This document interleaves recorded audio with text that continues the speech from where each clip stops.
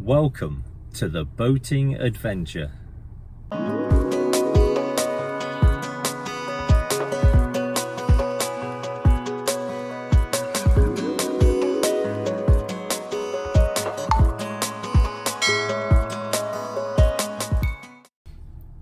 very good morning to you. It is July the 19th, 2023, and we're currently at the town of Pocklington in East Yorkshire.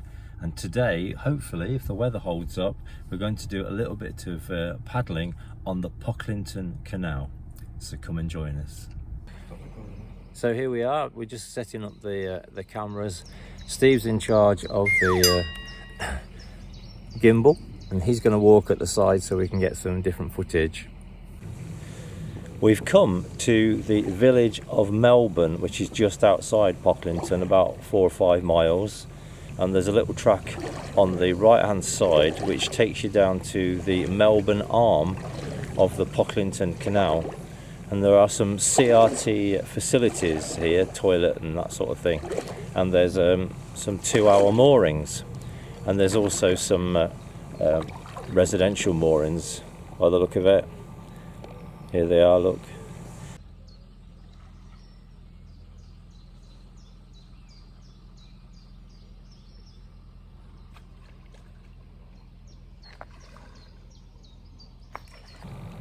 It is very still this morning.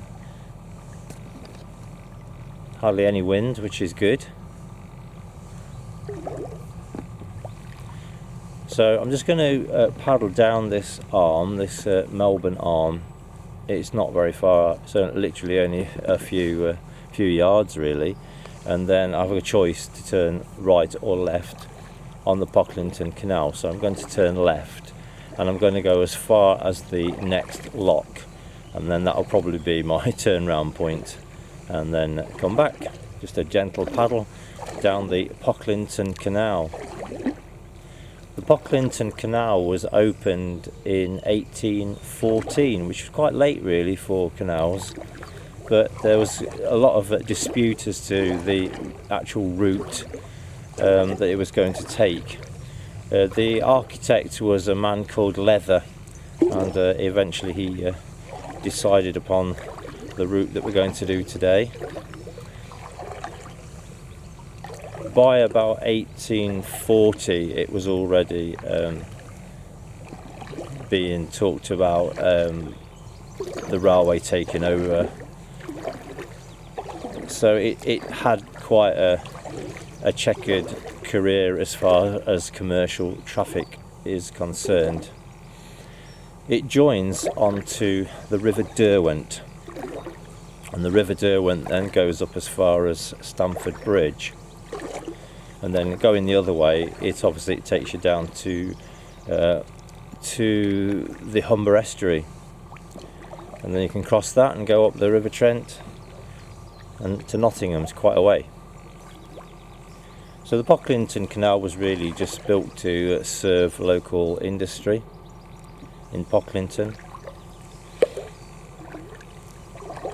So it closed in the 1930s, I think it was about 1934.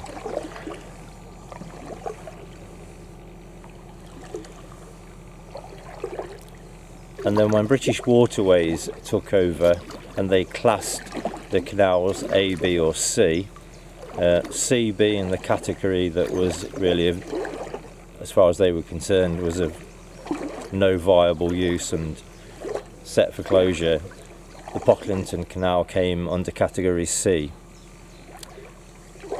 Fortunately, there was a preservation society fairly quickly formed, and since then they've been working hard to reopen it, rebuild the locks, that kind of thing, and it's got as far as the village of Bealby, and then the last part, which goes up to Pocklington, although it's in water partly, it's not navigable yet, but there are moves afoot to take it back into the canal basin at Pocklington, which would be good. It is a broad canal, and because it went up quite steeply, Some of the locks are quite deep. This is the Melbourne arm then. You can see the end of it already.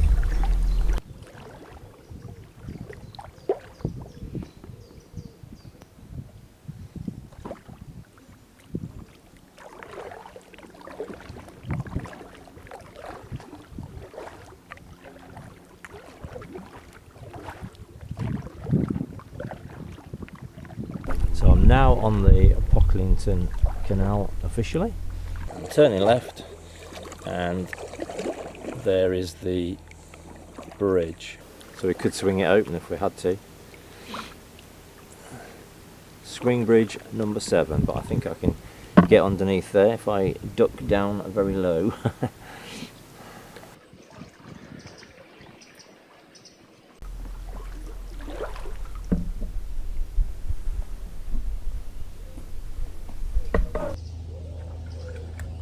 Excellent, very well done.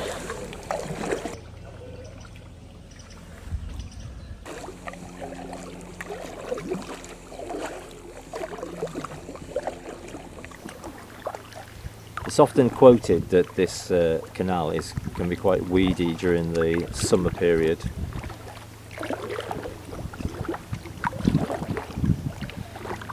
We are a little way into the summer, but it doesn't look too bad.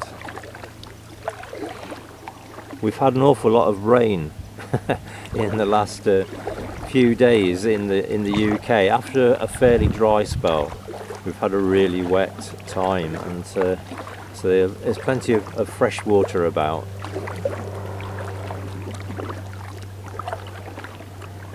Just 170 locks to London. I have to say it's extremely pretty.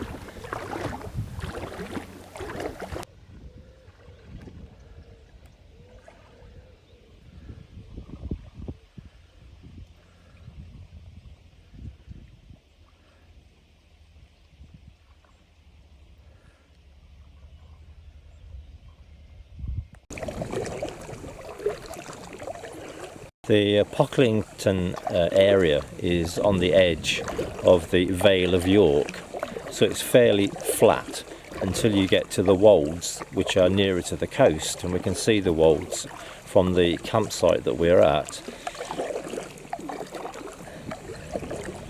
So it's a little bit like going on some of the drains and dikes in the fenland, in the fact that there's not a lot of places where you can see over to the towpath. It's fairly overgrown. So once you're in the kayak, you are in the kayak until the next landing place, which for me is probably a bridge coming up or the lock landing. The water in this canal is exceptionally clear. You can really see right to the bottom.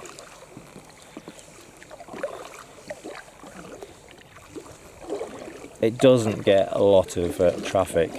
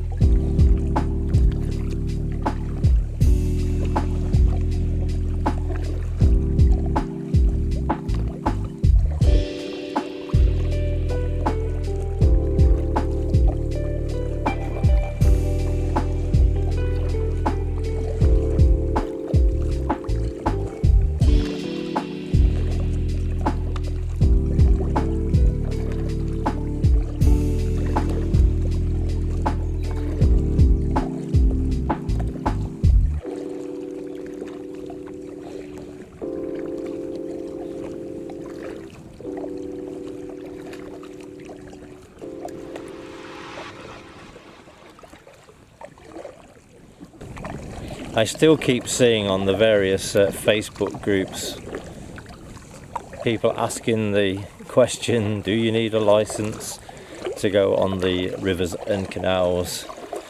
Well, you certainly need a license for this canal. It's part of the Canal and River Trust, and so you need your license either from them or get the generic one, which is from British Canoeing. And I've just renewed my British Canoeing license, and this year it was £47.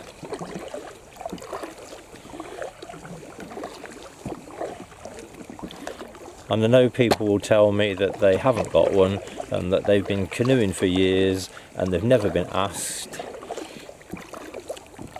Good for them, but I would rather be safe than sorry and know that I've got insurance and that I'm also covered myself from any legalities, and that if anybody asks I can simply produce that license and they'll let me go on my way without any further discussion.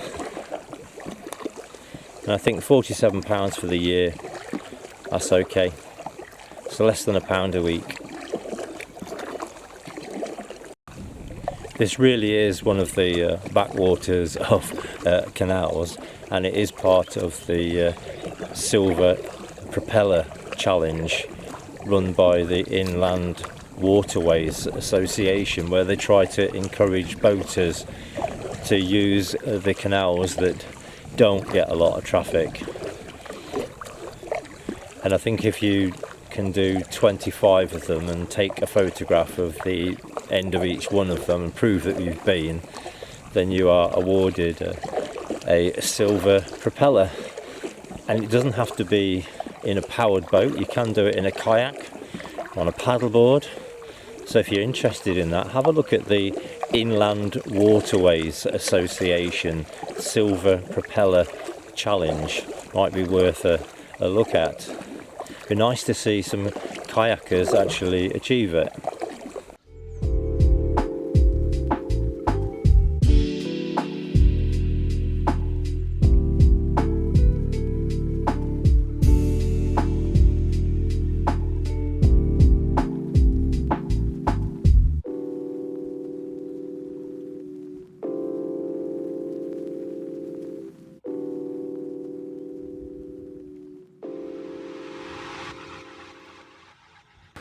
Looks like we're coming up to another footbridge over the canal.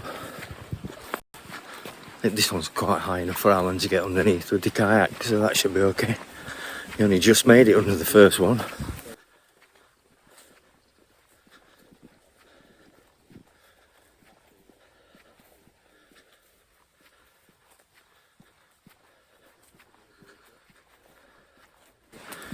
It's a very nice walk on here, I must admit. It's very quiet. Seen a couple of dog walkers.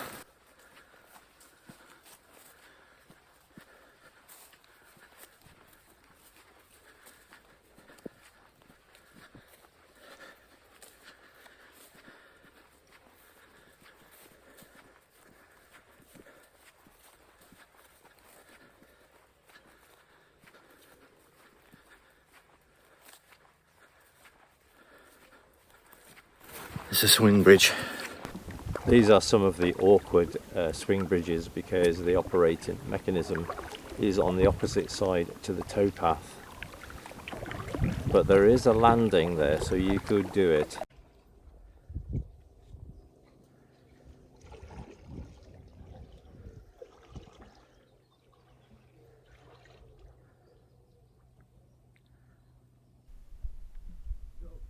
This is, yeah.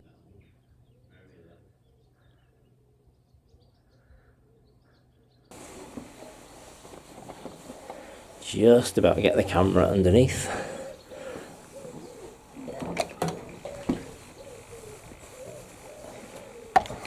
That was low.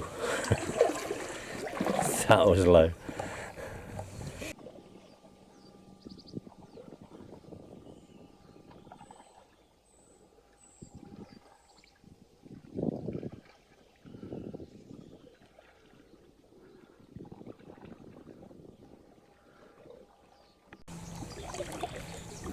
I'm paddling right in the centre of the channel really here, and looking down I can see the bottom of the canal, and I would say at most it's probably 4 foot deep,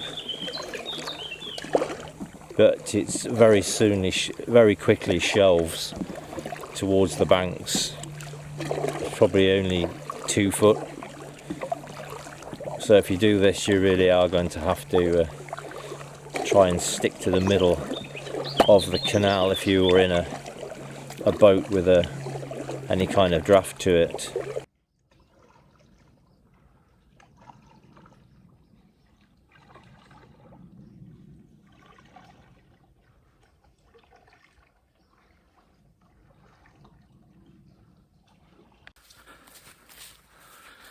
Well, this is a lovely little walk along the canal path, and the canal's pretty clear. Alan seems to be doing okay on there.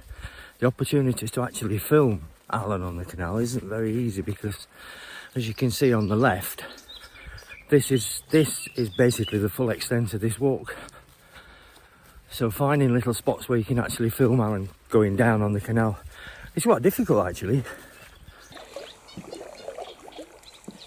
If you're looking for some peace and tranquility, this has got to be one of the places, apart from the flies. If I just stop paddling and the pigeon stops flapping, let's just listen to what you can or cannot hear.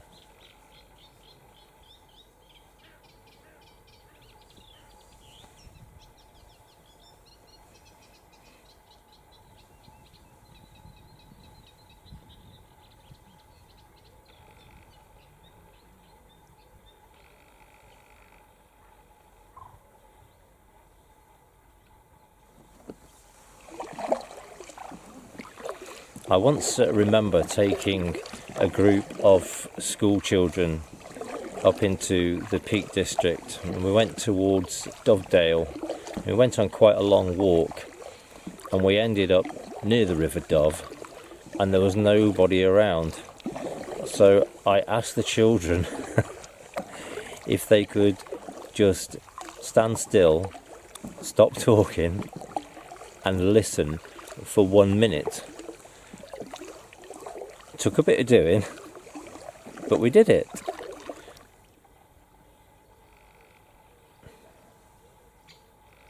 And then at the end of it, some of them chirped up and said, "Sir, there's nothing there." We do have to train ourselves sometimes to stop busying ourselves and just listen.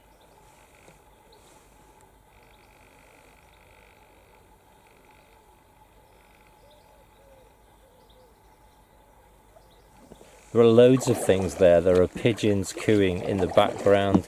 There's a lot of birds chattering. We just have to train ourselves to listen. Top tip.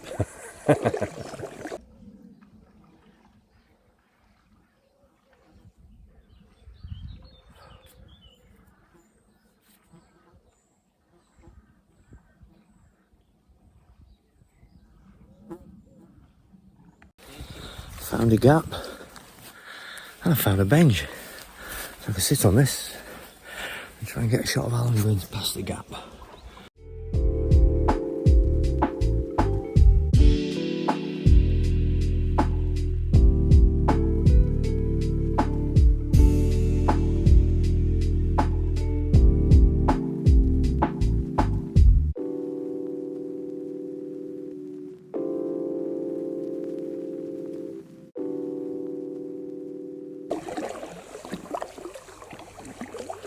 Now we're just coming up to a bridge. I think this is a footbridge, so there's no stooping down to go on.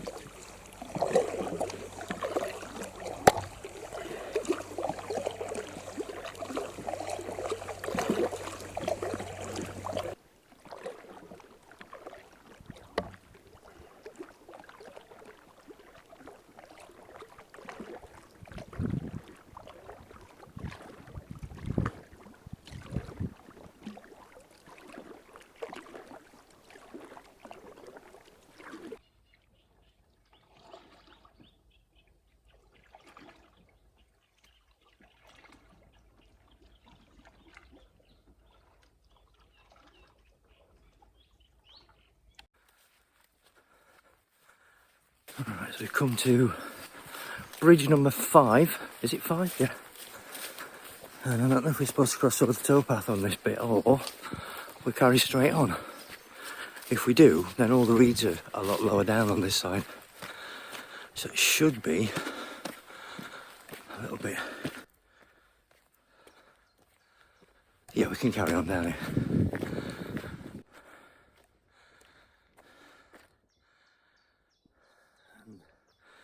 I've lost Alan, he's somewhere way back there. He's right up there in the background. But the sun has decided to shine, which is nice. Let's get back down and get Alan going under this bridge.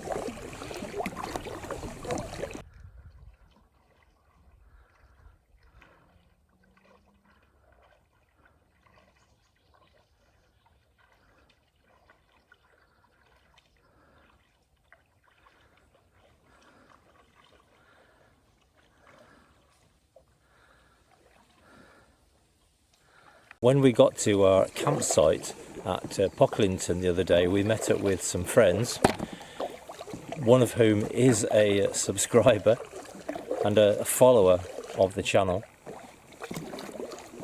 And we took a walk into Pocklington town, and it's a very, very pretty market town.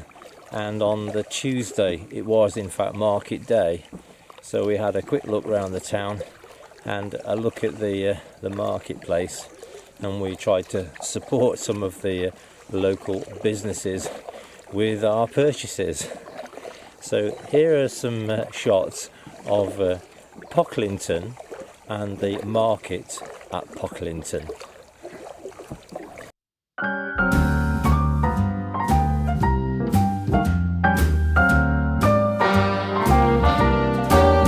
A little different than all the rest.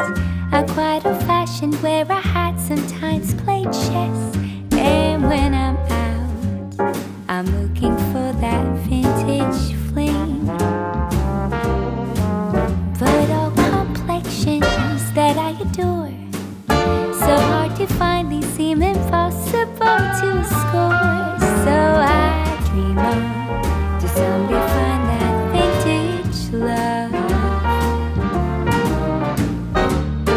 I kept on looking, but everyone's such a bore. And out of a sudden, you came through the door. At the next table, your whiskey neat, the lights were dimmed as our eyes met, moves on me. And forevermore, I like to share that vintage stream.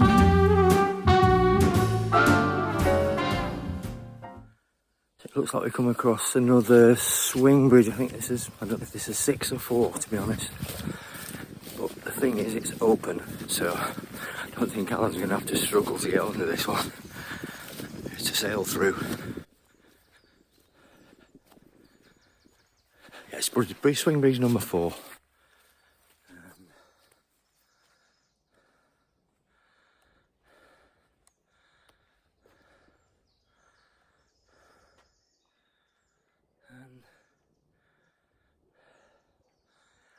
There he is.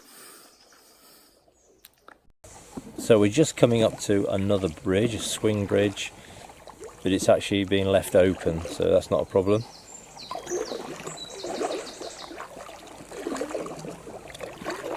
Getting a little bit weedier now. There's just a channel really going up the middle without weeds. A lot of it's lily pads actually.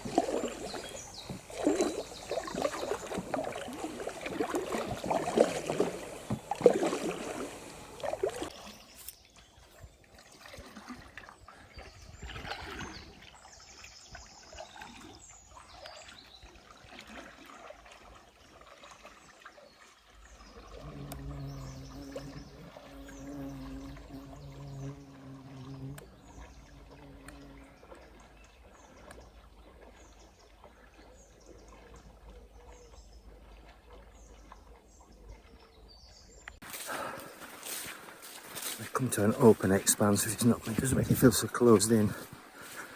It's quite it's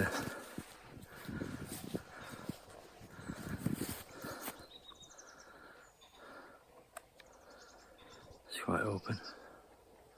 Quite a good view actually.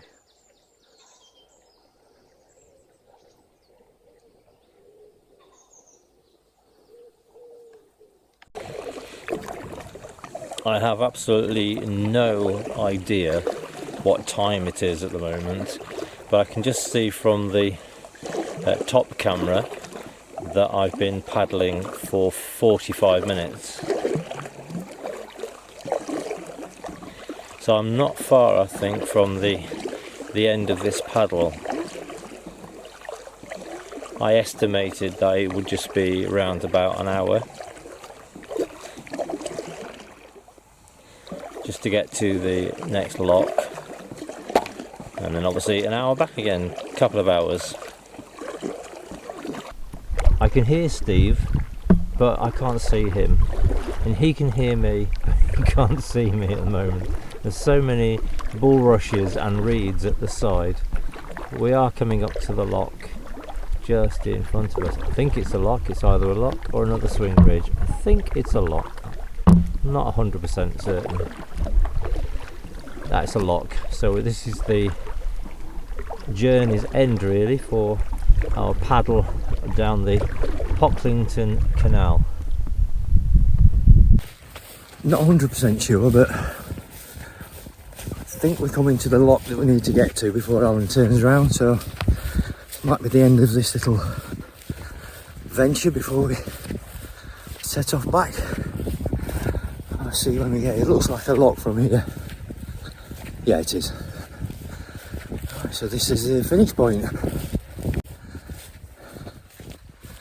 There we go. It's been a good walk along there. I'm not sure how far it is. I don't know the distances.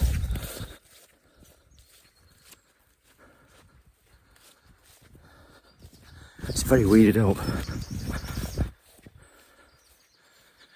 I get a feeling that this doesn't get used that often. Let's have a look. Swing bridge number 3.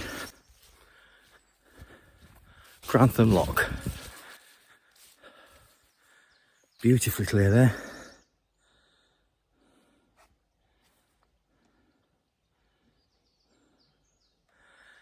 Very weedy this side. Not sure where Alan's gonna grab hold.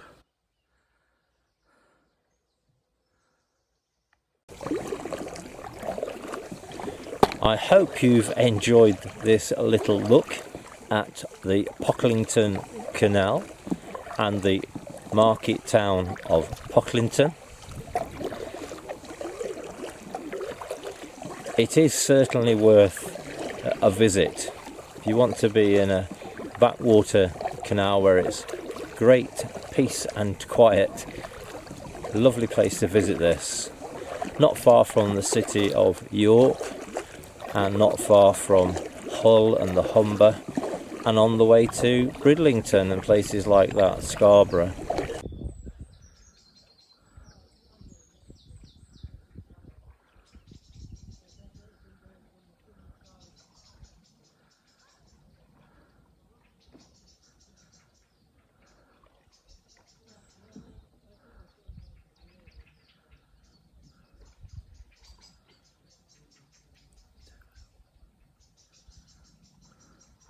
I think he's going to go for that landing just there.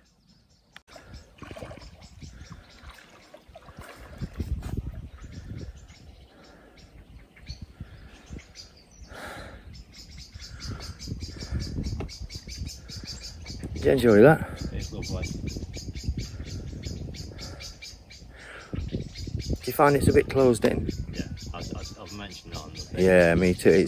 It's when you're walking down that way until you get to that open field there, it's just trees on one side and reeds on the other. It's a lovely walk though.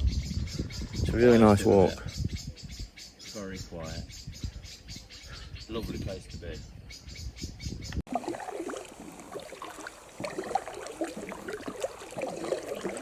Thank you very much for all your support, and do take care.